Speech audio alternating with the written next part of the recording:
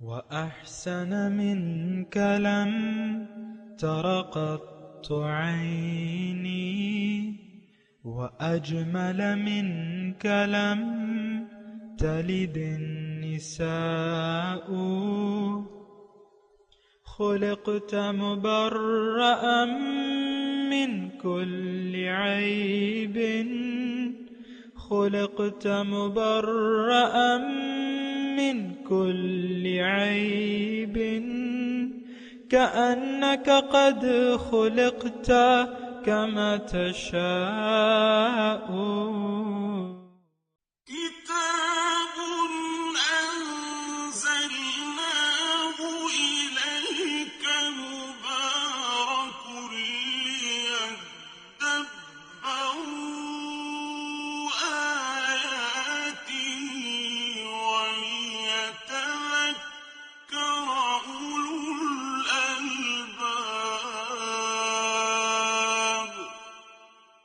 یہ کتاب برکت والی ہے جسے ہم نے آپ کی طرف نازل فرمایا ہے تاکہ دانش مند لوگ اس کی آیتوں میں غور و فکر کریں اور نصیحت حاصل کریں۔ اللهم صل على سيدنا محمد وعلى آل سيدنا محمد بعدد كل ذرة مئة ألف ألف مرة۔ سامعین و ناظرین کرام، السلام علیکم ورحمۃ اللہ وبرکاتہ۔ سامعین کرام، سورہ شعراء آیت نمبر 192۔ موضوع: کیا ہم قرآن کو اپنے لیے ہدایت سمجھتے ہیں؟ اس کے ساتھ سامعین کرام آج کے درس کا آغاز کرتے ہیں۔ سب سے پہلے گزشتہ سبق کا آموختہ ہوگا۔ ان فی ذلک لآیہ وما كان اکثرهم مؤمنین۔ بے شک اس واقعے میں بڑی نشانی ہے اور ان کے اکثر لوگ مومن نہ تھے۔ وَإِنَّ رَبَّكَ لَهُوَ الْعَزِيزُ الرَّحِيمُ۔ اور بے شک آپ کا رب ہی بڑا غالب رحمت والا ہے۔ سامعین کرام، سورہ شعراء ہے، آیت نمبر 192۔ لفظی ترجمہ: وَإِنَّهُ لَتَنزِيلُ رَبِّ الْعَالَمِينَ نَزَلَ بِهِ الرُّوحُ الْأَمِينُ۔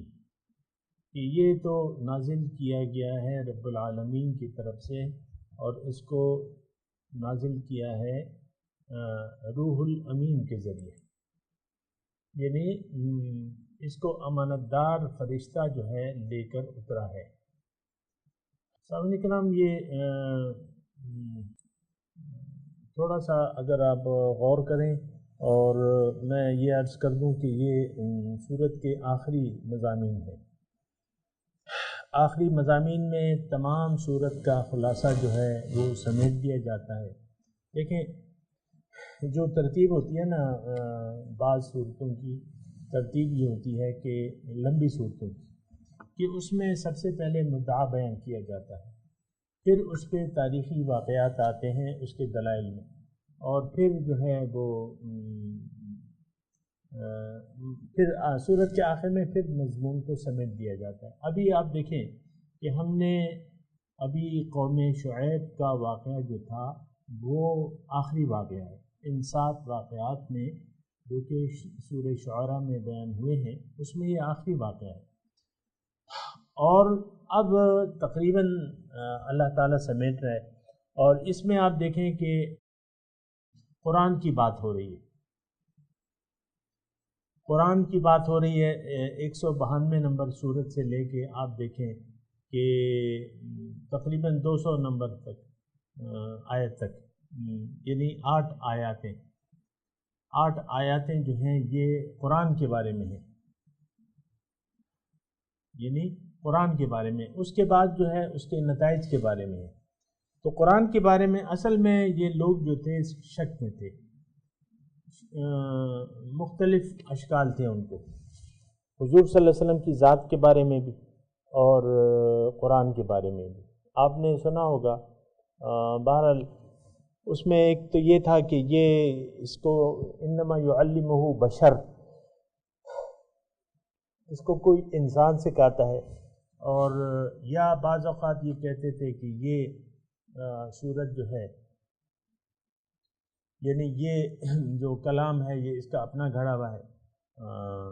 ابھی گزشتہ صورت میں اس کی تفصیل گزری ہے کہ بھئی یہ تھوڑا تھوڑا لکھتا ہے اور پھر ہمیں آ کے سکھاتا ہے، اور یہ فلاں غلام ہیں اور اہل کتاب غلام ہیں، ان سے یہ سیکھتا ہے، وہ اس کو املا فَإِذَا تُمْلَى عَلَيْهِ بُكْرَةً وَأَصِيلًا. مختلف یعنی یہ تھے، اشکال تھے ان کو. بنیادی طور پہ تو سامعین کرام قرآن کی جو اصل انکار تھا ان کو قرآن کی تعلیمات سے تھا. قرآن ان کو ایک خدائے واحد کی طرف بلاتا تھا اور بلاتا ہے بلکہ اب بھی تو، اور ان کے خیالات اس سے مختلف تھے. اور اگر میں تھوڑا سا آپ کو یہ کہوں سامعین کرام، وہ کہتے ہیں نا خوب بدرا بہانے بسیار، اگر آپ ایک بات ماننے کے لیے تیار نہیں ہیں تو اس کے لیے مختلف بہانے آپ تراشتے رہتے ہیں، یہ وہ. آج بھی ہماری یہی عادت ہے، مختلف بہانے تراشنا. اور یہ آج بھی اگر ہم سنت اور قرآن و سنت پر عمل نہیں کر رہے یا اللہ تعالیٰ کو اپنا مقصد حیات کلی طور پہ بنانے کے لیے تیار نہیں ہے تو مختلف ہمارے ہیلے بہانے ہیں، اور وہ آپ سنتے رہتے ہیں. کچھ آپ نے خود سے آپ نے گھڑ لیے ہوں گے. میں سنتا رہتا ہوں کہ بھئی تم جو مجھے یہاں بعض لوگ کہتے ہیں کہ تم جو باتیں کرتے ہو تو اب کیا ضرورت ہے کہ ہم اتنی ڈیٹیل میں جائیں اور ایک خاص انداز سے سوچیں، اس کی کیا ضرورت ہے؟ بس جو ہمیں ماں باپ سے ورثے میں ملا ہوا ہے، جو کلمہ پڑھا ہوا ہے ہم نے، جو نمازیں پڑھ رہے ہیں، نماز روزہ کر رہے ہیں، ہمیں چھوڑ دو ہمارے طریقوں پہ. مجھے بعض لوگ ایسا کہتے ہیں کہ یہ جو تم ہمیں بتا رہے ہو اور ڈیٹیل سے بتا رہے ہو تو یا اس خاص سوچ کو اپنانے کی کیا ضرورت ہے؟ وہی عام سوچ جو ہم وجدنا آباءنا کذالک یفعلون، جس طرح کہ ابراہیم علیہ السلام کو ان کی قوم نے کہا تھا، وہ کہتے تھے نا ما هذه التماثیل التي انتم لها عاکفون، یہ کیا تصویریں ہیں جو تم نے بنائی ہیں؟ نہیں، ما کنتم تعبدون قالوا نعبد اصناما فنظل لها عاکفین. اسی صورت میں ہے، آپ نے پڑھا ہے کہ ہم نے یہ بت ہیں اور ہم اس کے سامنے پڑے ہوئے ہیں.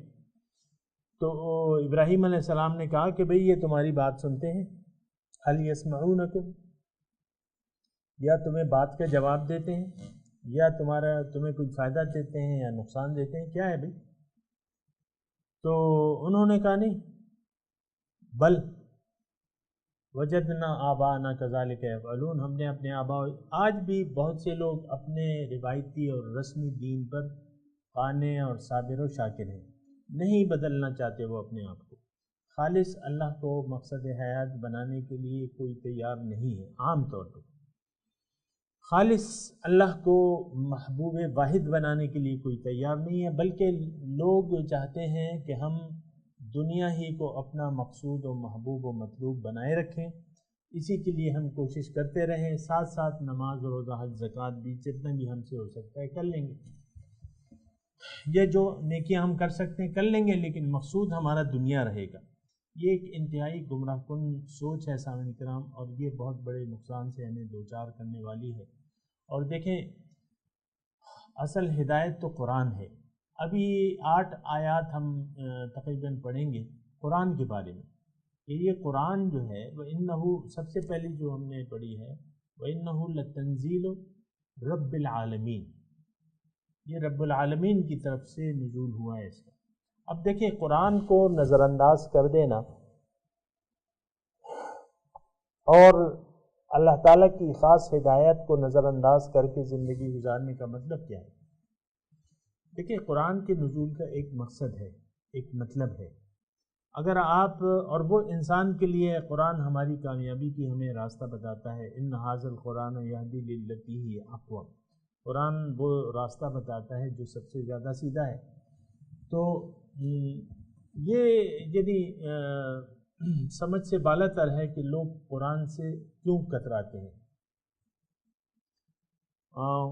اللہ تعالیٰ قرآن میں ایک جگہ ہے فما لہم عن التذکرۃ معرضین، کأنہم حمر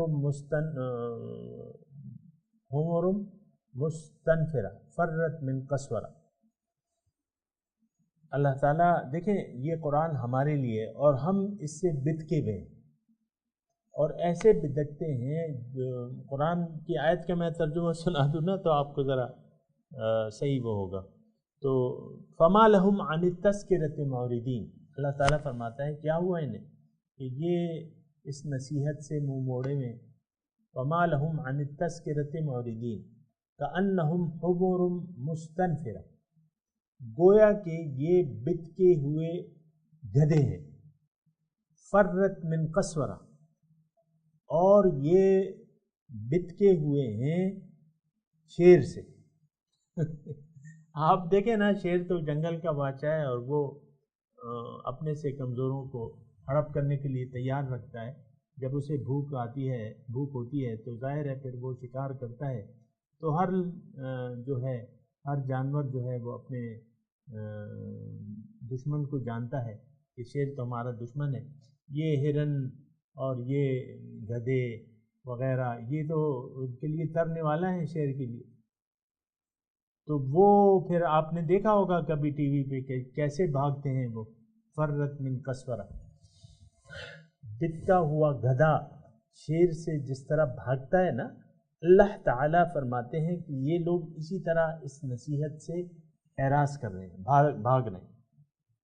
فما لہم عن التذکرۃ معرضین کأنہم حمر مستنفرہ فرت من قسورہ۔ تو یہ ایک بہت دردناک داستان ہے سامنے کرام کہ ہم ایسا سلوک کر رہے ہیں قرآن کے ساتھ۔ قرآن کو دیکھیں، ہم اس میں ہمارے لیے اصل میں بات پتہ ہے کیا ہے، وہ یہ ہے کہ ہم قرآن کو اپنے لیے ہدایت کی کتاب ہی نہیں سمجھتے، اس کو ہم کتاب ہدایت نہیں سمجھتے، اس کو ہم کتاب تلاوت سمجھتے ہیں۔ آپ دیکھیں نا، عام طور پہ اول تو لوگ تلاوت نہیں کرتے اور کرنی چاہیے، لیکن جو کرتے بھی ہیں تو وہ صرف تلاوت ثواب کے لیے کرتے ہیں، یہ نہیں کہ اس کے مضامین کو میں پڑھوں اور اس سے میں ہدایت لے لوں، ایسا تو نہیں ہوتا عام طور پہ۔ یہ سارے جو روایتی طور پہ قرآن پڑھنے کے انداز ہیں ہمارے، تو مثال کے طور پہ کوئی مر جاتا ہے اور مردے کو صحن میں لٹا کے اور اس کے چہرے کو غیر خواتین کے سامنے دکھانے کے لیے وہ رکھ دیا جاتا ہے، اور جو بھی غیر محرم خواتین آتی ہیں اس کو مردے کے پاس ہی بٹھا کے اور سپارہ دے دیا جاتا ہے۔ یہ ایک سلوک ہے ہمارا قرآن سے کہ بھئی پڑھو، تم چاہتی ہو نہ چاہتی ہو لو پڑھو۔ تو بہرحال وہ پڑھنا کیا پڑھنا ہے، بہرحال میں آپ کو یہ بتا رہا ہوں نا، اسی طرح ہم جو بچوں کو اپنے پڑھاتے ہیں ناظرہ قرآن شریف، تو وہ کیا ہمارا کیا رویہ ہے، بس قرآن ناظرہ سے پڑھا دینا اپنے بچوں کو، یہ ہم بڑی چیز سمجھتے ہیں کہ یہ بچے کو قرآن قاری صاحب نے پڑھایا ہے اور بہت اچھے لہجے میں میرا بیٹا قرآن پڑھتا ہے۔ یہ ایک آپ فخریہ انداز میں کہتے ہیں، ٹھیک ہے، میں یہ نہیں کہہ رہا کہ یہ بری بات ہے، اچھے انداز میں قرآن پڑھنا چاہیے، لیکن اس کا میرے کہنے کا مطلب یہ ہے کہ ہم قرآن کو اچھے انداز میں پڑھ لینے کو کافی سمجھتے ہیں، صرف اس کی قرأت کو تجوید کے ساتھ، یعنی آپ کتنے خوش ہوتے ہیں۔ تو پھر اس میں یہ ہے کہ آپ دیکھیں کہ کیا سلوک ہے ہمارا قرآن سے تو ہم آج من حیث القوم یہ امت دور ہٹ گئی ہے۔ قرآن کتاب ہدایت قرآن کو ہم کتاب ہدایت نہیں سمجھتے، اس کو کتاب تلاوت، جگہ بجگہ آپ جائیں رمضان المبارک کے مہینے میں آپ دیکھیں مسجدوں میں جو ہے بس فجر کی نماز کے بعد بڑے بوڑھے جو ہیں نا، بچے بڑے بوڑھے سارے قرآن کے نسخے لے کے تلاوت شروع کر دیتے ہیں۔ پھر جب کسی کو روزہ لگتا ہے وہ ٹھنڈی مسجد میں آ کے بیٹھ کے قرآن تلاوت کرنے لگ جاتا ہے۔ ویسے بھی آپ سمجھتے ہیں کہ یعنی قرآن کو پڑھ لینا ہی کافی ہے۔ آج میں نے بعض اوقات ہمارے گھر میں مٹھائی بھی بانٹی جاتی ہے، ایک خاتون ہیں وہ تلاوت کر رہی ہیں، قرآن کی روزانہ تلاوت کر رہی ہیں۔ جب قرآن کا وہ آخری پارہ آتا ہے اور ختم القرآن کے موقع پہ وہ مٹھائی اپنے بچے سے منگوا کے خوشی میں مٹھائی بانٹتی ہیں کہ میں نے قرآن ختم کر لیا، یعنی قرآن ناظرہ سے میں نے اختتام پذیر ہو گیا میری تلاوت، اس پہ بڑی خوشی منائی جاتی ہے۔ یہ میں صرف یہ کہہ رہا ہوں کہ ہم نے بہت محدود کر لیا ہے، اور اس کی وجہ کیا ہے؟ اس کی وجہ یہ ہے کہ قرآن تو ایک مشن ہے سامنے کرام، قرآن تو ایک راستہ بتاتا ہے، لیکن وہ منزل جو قرآن ہمیں بتاتا ہے یا جس طرف ہمیں قرآن لے جانا چاہتا ہے وہ ہرگز ہماری منزل نہیں ہے، نہ ہم اللہ کو اپنی منزل بنانا چاہتے ہیں۔ اللہ کے لیے زندگی گزارنا، اللہ کے راستے میں محنت کرنا، جد و جہد کرنا، یہ ہمارا شعار ہی نہیں ہے۔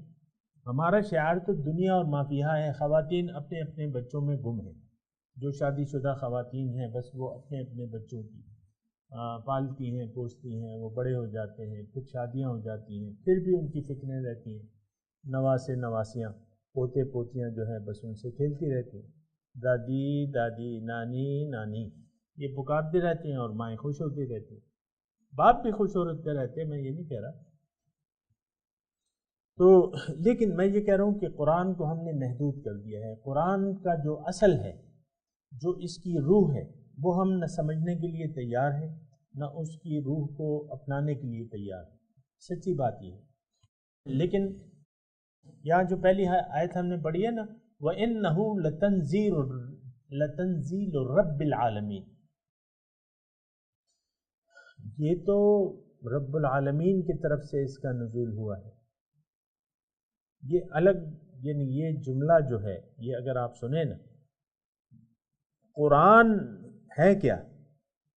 اقبال کہتا ہے نا، این کتاب نیست چیزیں دیگر است، یہ کتاب نہیں ہے، کوئی اور چیز ہے۔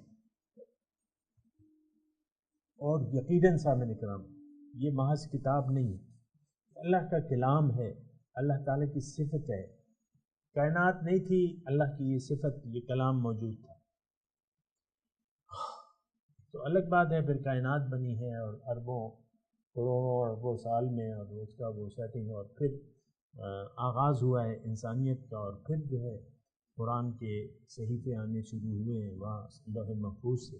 اللہ تعالیٰ کا کلام ہے، لتنزیل رب العالمین، رب العالمین کی طرف سے نازل کیا گیا ہے۔ بات یہ ہے سامعین کرام کہ ان ساری باتوں پہ غور و فکر کی ضرورت ہے، اور میں یہ کہہ رہا ہوں تقریباً 8 آیات ہیں۔ تو بنیادی طور پہ تو وہ لوگ جو تھے جیسے کہ ہماری طرح تھے، وہ کہ جس طرح ہم قرآن کی روح کو قبول کرنے کے لیے تیار نہیں ہیں، وہ بھی نہیں تھے۔ تو اب وہ کلام پر اثر تو تھا، تو وہ کہتے تھے کہ یار مختلف ہیلے بہانے ڈھونڈتے تھے۔ تو اس میں ان بعض بیانوں کا یعنی قرآن کی صداقت کے لیے دلائل دیے جا رہے ہیں، تقریباً 8 آیات ہیں، یہ بات نوٹ کر لیں۔ اس میں بعض باتوں کی اس کی وضاحت ہو رہی ہے کہ کہاں سے نازل ہوا ہے، کس ہستی کی طرف سے نازل ہوا ہے، کون لے کے آیا ہے، کس پہ لے کے آیا ہے، کس زبان میں آیا ہے، کیا اس کا ذکر دیگر صحائف میں موجود ہے یا دیگر مذاہب کے علماء ان کو جانتے ہیں۔ تو یہ ساری باتیں ان آیات میں بیان ہو رہی ہیں۔ پھر آخر میں اللہ تعالیٰ، چلیں وہ پھر انشاءاللہ بعد میں تذکرہ کریں گے، لیکن ابھی تو ہم یہ پڑھ رہے ہیں کہ وَإِنَّهُ لَتَنزِيلُ رَبِّ الْعَالَمِينَ۔ اگر آپ سورت کے مضامین کا مطالعہ کریں تو اس میں یعنی سورہ شعراء کے جو ابتدائی مضامین ہیں، یعنی سورت آپ دیکھیں جب شروع ہو رہی ہے تو اس کا انداز دیکھیں، طاسین تلک آیات الکتاب المبین، کیونکہ آپ کو میں نے بتایا نا کہ سورت کا آغاز مدعا ہوتا ہے اور جو اختتام ہوتا ہے اس میں مضمون کو دوبارہ اکٹھا کر دیا جاتا ہے، خلاصہ مضامین بیان کیے جاتے ہیں۔ تو یہاں آغاز کیا ہے کہ تلک آیات الکتاب المبین، یہ کتاب روشن کی آیات ہے، یعنی ایک ایسی کتاب بالکل واضح ہے، اس میں کوئی شک و شبہ ہو نہیں سکتا، یہ اپنے مضامین میں کامل ہے۔ تو اور یہ ایک اچھی طرف انسان کو لے جاتی ہے، یعنی دیکھیں قرآن کو جو قبول کر لے گا تو دین و دنیا کی اس میں بھلائی ہے، اور رسول کو بھی یعنی رسول کی تو ڈیوٹی یہ ہے، پھر رسول جو ہے لوگوں کو آگ سے نکالنے کے لیے آئے ہیں، اور جب لوگ ان کی باتوں کی تکذیب کرتے ہیں تو ان کو تکلیف ہوتی ہے، تو اللہ تعالیٰ نے ابتدا میں ان کو بتایا ہے کہ بھئی تم ایسا نہ کرو، اپنے آپ کو بھلاؤ نہیں، غم نہ کرو۔ اگر میں خواہ چاہتا، یہ صورت کا ابتدائیہ میں بیان کروں، اگر میں خواہ چاہتا تو میں آسمان سے ان نشأ ننزل علیہم من السماء آیۃ فظلت اعناقہم لہا خاضعین، میں کوئی ایسی نشانی اتار دیتا ان کی گردنیں جھک جاتی، کچھ بھی بول نہ سکتے تھے، لیکن یہ میرا منشا نہیں ہے کہ لوگوں کو مجبوراً اسلام اللہ تعالیٰ کے سامنے لایا جائے یا نصیحت مجبوراً، تو وہ تو اللہ تعالیٰ کی پالیسی نہیں ہے۔ باقی جو ہے وما یأتیہم من ذکر من الرحمن محدث الا کانوا عنہا معرضین، رحمان کے پاس کوئی نصیحت نہیں آتی لیکن یہ اس سے منہ پھیر لیتے ہیں۔ فقط کذبوا، یہ صورت کا ابتدائیہ ہے، اب انہوں نے جھٹلا دیا۔ یہ صورت میں نے آپ کو بتایا تھا کہ یہ چھٹی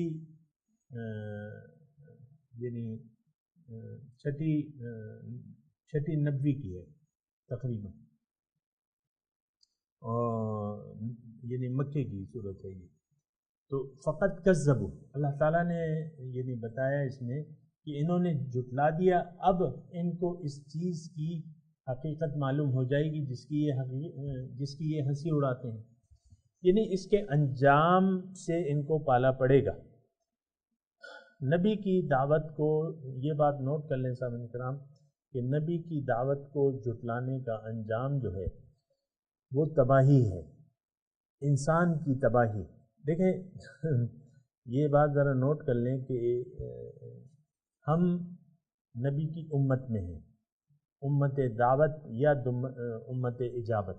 جن لوگوں نے ان کی دعوت کو قبول کر لیا وہ امت اجابت ہیں، اور جن لوگوں نے قبول نہیں کیا وہ امت دعوت ہیں۔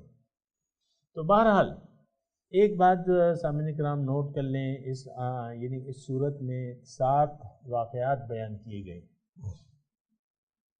اور ابھی اس کا اختتام ہوا ہے۔ موسیٰ علیہ السلام سے شروع ہوا ہے، پھر ابراہیم علیہ السلام، نوح علیہ السلام، قوم عاد، قوم سمود، اور جناب وہ قوم لوط اور قوم شعیب، یہ ساری جو ہیں اللہ تعالیٰ نے اس میں بیان کی ہے۔ تو ایک بات جو ہے سامعین کرام اچھی طریقے سے نوٹ کرنی چاہیے، اللہ تعالیٰ یعنی یہ تو کائنات کا اصول ہے کہ every action has a reaction. میری انگلش اتنی اچھی نہیں ہے لیکن گزارا چلاتے ہیں، تو یہ ہے کہ ہر عمل کا ایک رد عمل ہوتا ہے، یہ سائنس کا ایک اصول ہے۔ اللہ تعالیٰ نے یہ ایک کائنات پیدا کی، اللہ تعالیٰ نے ہمارے لیے، اللہ تعالیٰ نے دنیا ہمارے لیے پیدا کی، اللہ تعالیٰ نے ہمارے لیے دنیاوی زندگی گزارنے کے اسباب پیدا کیے، پھر اللہ تعالیٰ نے ہماری روحانی ہدایت کے لیے قرآن اور پیغمبر صلی اللہ علیہ وسلم کو بھجوایا۔ اب اس کا نتیجہ ہوگا ضرور، اس کا نتیجہ ہوگا، اور یہ یقیناً یا حضور صلی اللہ علیہ وسلم فرماتے ہیں کہ اما لکا و اما علیکا، یا یہ تمہارے حق میں ہوگا یا یہ تمہارے خلاف دلیل دے گا یا گواہی دے گا۔ تو یہ بات ذرا نوٹ کر لیں اچھی طریقے سے۔ میں مزید آگے نہیں بڑھ رہا آج، میں یہی کہہ رہا ہوں وَإِنَّهُ لَتَنزِيلُ رَبِّ الْعَالَمِينَ، یہ رب العالمین کی طرف سے اس کا نزول ہوا ہے، لہٰذا یہ بات نوٹ کر لیں کہ جس طرح یہ میرے لیے ہے اسی طرح آپ کے لیے بھی ہے، یعنی قرآن جس طرح میرے لیے ہے اسی طرح آپ کے لیے بھی ہے۔ تو اس کا مطلب کیا ہے؟ اس کا مطلب نتیجہ ضرور ہوگا، دیکھیں میں آپ کو ایک چھوٹی سی مثال دے دیتا ہوں کہ آپ یعنی آسان اور زیادہ سخت نہیں ہے وہ مثال. آپ بھوکے ہیں قریب المرگ ہیں، یعنی بھوکے ہیں، اتنے بھوکے ہیں کہ قریب المرگ ہیں. تو کوئی آپ کے پاس کوئی رزق کے اسباب نہیں ہے، کچھ نہیں ہے، کچھ بھی نہیں ہے.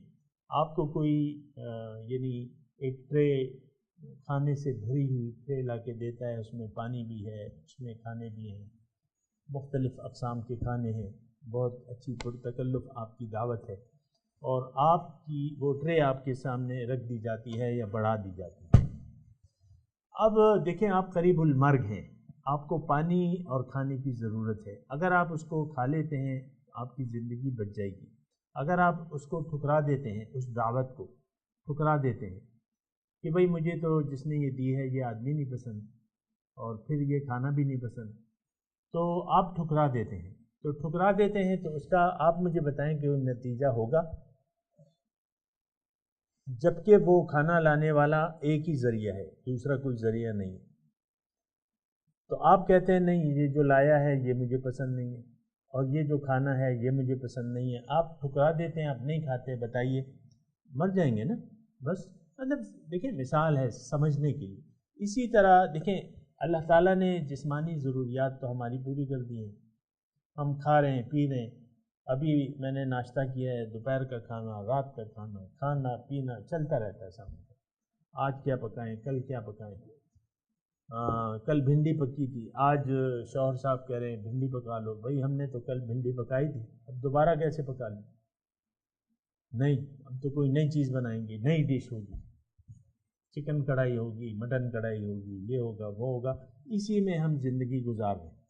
آپ دیکھیں نا کھانوں کا گھروں کا بڑا مسئلہ ہے. لوگوں نے مسئلے بنا دیے. یہ تو رات کا ہے، یہ تو رات کا کھانا ہے، آج تو یہ تو باسی ہے، یہ تو کوئی نہیں کھائے گا. ہوتا ہے نا. یا دوپہر کی ہانڈی بج گئی، رات کو اکثر لوگ پھر نہیں کھاتے، کوئی نئی چیز بناؤ جی. یہ اسی میں دنیا داری میں ہم مصروف ہیں. اور پھر میں ایک طرف تو دنیا کی نعمتیں ہم اویل کر رہے ہیں، لیکن اس کے بعد جو ہے ہماری ایک روحانی ہستی بھی ہے سامنے کرام. اصل ہماری تو وہی ہے. اب وہ روحانی وجود کے لیے یعنی یہ ایسا ہے نا کہ بات ایسی ہے کہ روحانی ترقی یعنی روح ہماری ہے، موجود ہے، ظاہر ہے اس کی روحانی غذا ہے. تو وہ روحانی غذا اللہ کے ذمے ہے. ان علینا للہدی. جب وہ ہدایت آ جاتی ہے تو پیغمبر کے ذریعے پیغمبر وہ ہدایت پیش کر دیتے ہیں. یہ روحانی کھانا ہے. یہ قرآن کیا ہے؟ یہ غذا ہے، یہ ہماری روح کی غذا ہے. اگر ہم نے اس کو قبول نہ کیا اور یہ استعمال نہ کیا تو ہماری روح جو ہے وہ مر جائے گی، مردہ ہو جائے گی. ابھی میرے پاس ٹائم کم ہے، لیکن اللہ نے اگر چاہا تو اس پہ میں مزید بھی بات کروں گا. ابھی اس آیت کی تلاوت کر لیتے ہیں. اعوذ باللہ من الشیطان الرجیم. بسم اللہ الرحمن الرحیم. وَإِنَّهُ لَتَنزِيلُ رَبِّ الْعَالَمِينَ.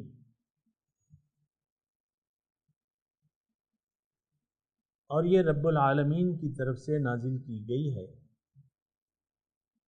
یہ ترجمہ ہے، تلاوت ہو گئی. اب ان آیات کی ہم تلاوت اور ترجمہ سنتے ہیں. وَإِنَّهُ لَتَنزِيلُ رَبِّ الْعَالَمِينَ. It is a revelation from the Lord of the world. سامعین کرام، اس کے ساتھ ہی آج کے درس کا وقت اختتام کو پہنچا. اگلے درس میں انشاءاللہ ملاقات ہوگی. وآخر دعوانا ان الحمدللہ رب العالمین. والسلام علیکم ورحمۃ اللہ وبرکاتہ.